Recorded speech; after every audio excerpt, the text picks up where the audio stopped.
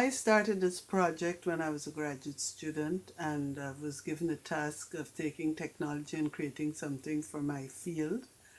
Uh, I also wanted a way to reach many students across borders and to raise the voices of those who've been marginalized in history.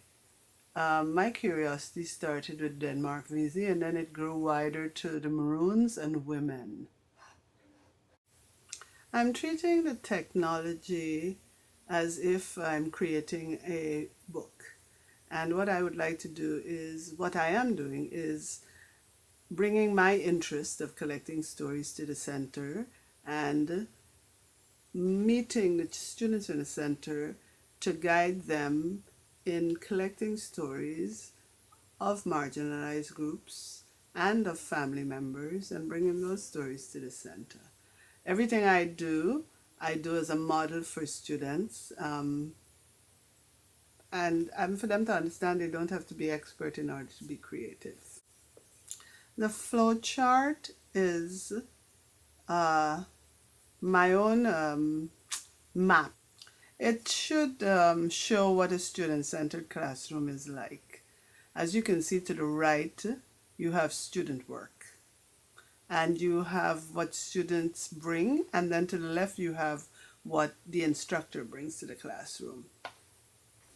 Really what I'm trying to say is that the students are bringing a long list of new abilities to the center.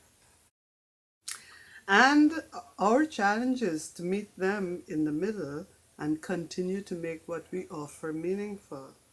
In his book, Out of Our Minds, Learning to be Creative, Ken Robinson tries to emphasize is that where before we expected change in years, it's almost happening in seconds.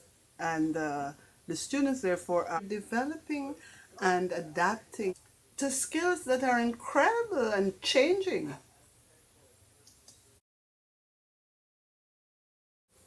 As facilitator, the student-teacher relationship is important, and we work together to build knowledge. I lean on certain readings, many of them you can find in the list, but Paulo Freire's Pedagogy of Hope, where he talks about the relationship and also the fact that students aren't just little black boxes to fill up. Feminist Tales, it says the importance of becoming a person in the linguistic world. Kozol talks about what's really happening in the classrooms, and Gardner talks about the 7 intelligences. The academic world is about building bridges between theory and practice. It's about objective analysis. It's about trying to find plausible solutions and explanations for what's happening in the world. So I'll share a few quotes that made an impact on me.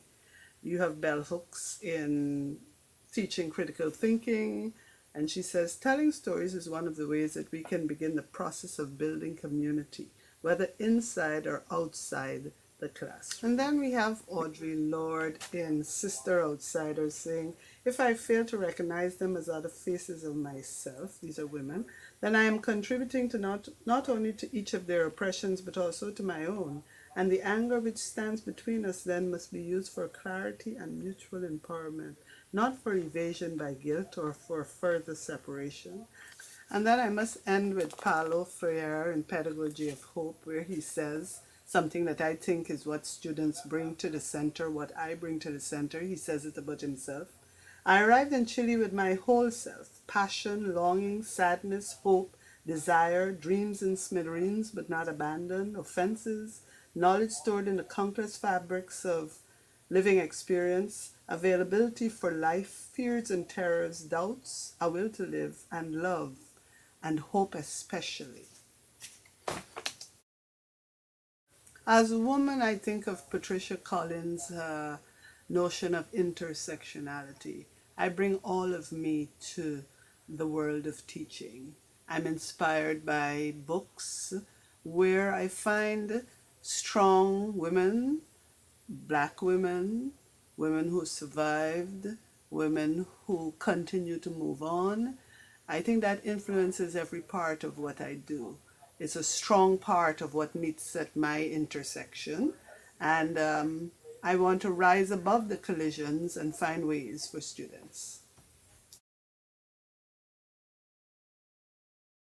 Well, I come to the end of my introduction.